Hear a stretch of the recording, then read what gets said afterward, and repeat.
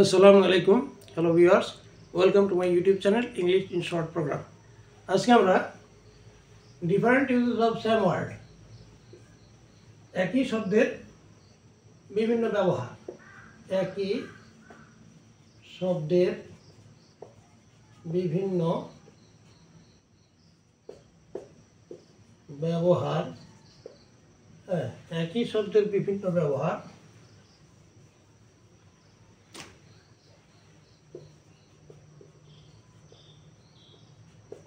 ব্যবহার একই শব্দের বিভিন্ন ব্যবহার নিয়ে কথা বলবো। আজকে শব্দটা হলো আন্ডার। আন্ডার আন্ডার মানে আমরা জানি, সবাই জানি যে নিচে। আন্ডার মানে নিচে। যেমন যদি বলা হয়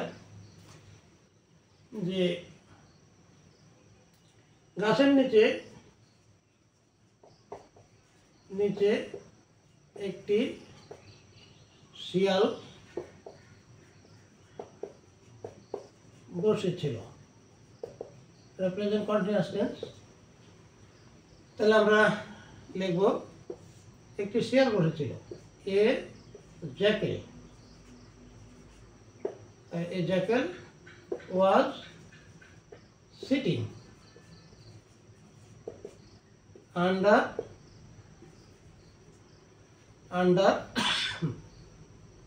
এ ট্রি।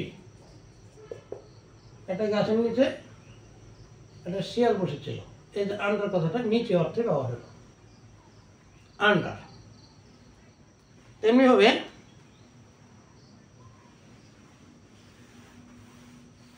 যদি বলা হয় বিবেচনাধীন।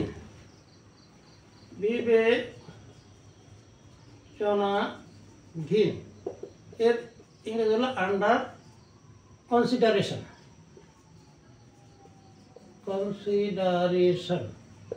আন্ডার কনসিডারেশন, বিবেচনাধীন। যেমন যদি বলা হয় তোমার প্রস্তাব এখনো বিবেচনাধীন আছে, তোমার প্রস্তাব এখনো বিবেচনাধীন আছে,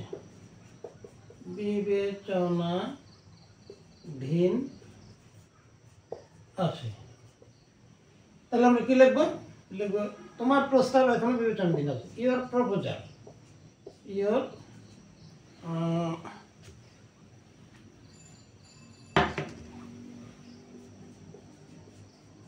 proposal is still under consideration. Under consideration.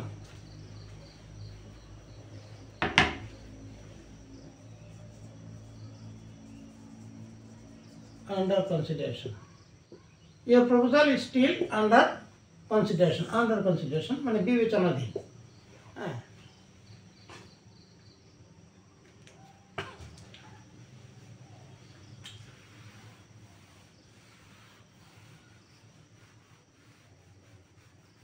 Under age মানে নাবালক।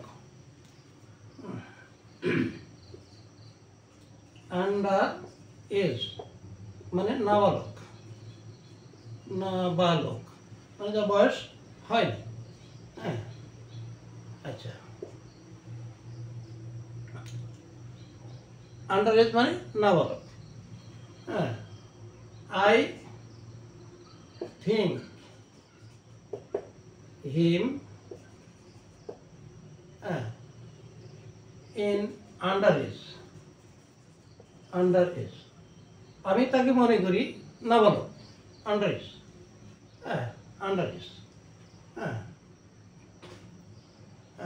শৈশব, I think him under age, আমি তাকে নাবালক মনে করি। আচ্ছা, অথবা এভাবে লেখা যেতে পারে I think him an under aged